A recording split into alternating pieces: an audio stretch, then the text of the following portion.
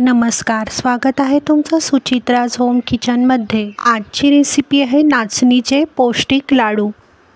चॅनलवर जर नवीन असाल तर चॅनलला प्लीज लाईक, शेअर, सबस्क्राईब जरूर करा।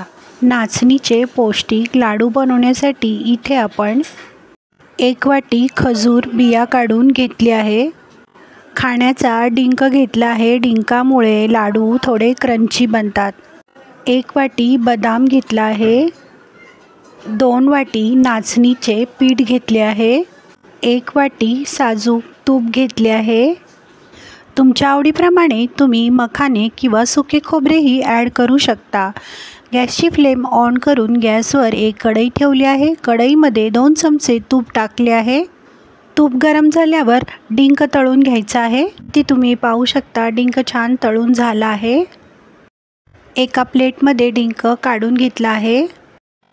बदाम तुपामध्ये छान परतून घेतले आहे। 2 वाटी नाचणीचे पीठ तुपामध्ये छानसे ब्राऊन कलर होईपर्यंत परतून घ्यायचे आहे। गरजेप्रमाणे तूप टाकून नाचणीचे पीठ छानसे परतून घ्यायचे आहे।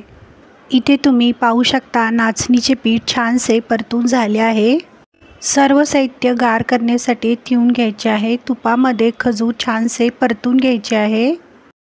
इथे तुम्ही पाहू शकता खजूर छान परतून झाले आहेत। एका मिक्सरच्या भांड्यामध्ये सर्व साहित्य टाकून घ्यायचे आहे।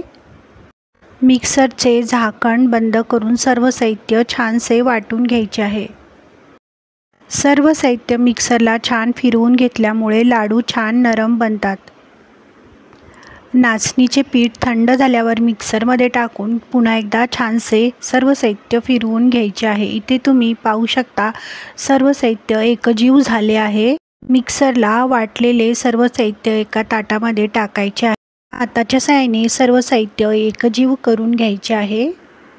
लाडूचे सर्व साहित्य एकजीव झाल्यावर हाताच्या साहाय्याने लाडू वळून घ्यायचे आहेत। इथे तुम्ही पाहू शकता लाडू छान वळून तयार आहे। खाण्यासाठी तयार आहे नाचणीचे पौष्टिक लाडू। व्हिडिओ आवडल्यास व्हिडिओला प्लीज लाईक, शेअर, सबस्क्राईब जरूर करा। कमेंट बॉक्समध्ये कमेंट करायला विसरू नका। व्हिडिओ पाहिल्याबद्दल धन्यवाद।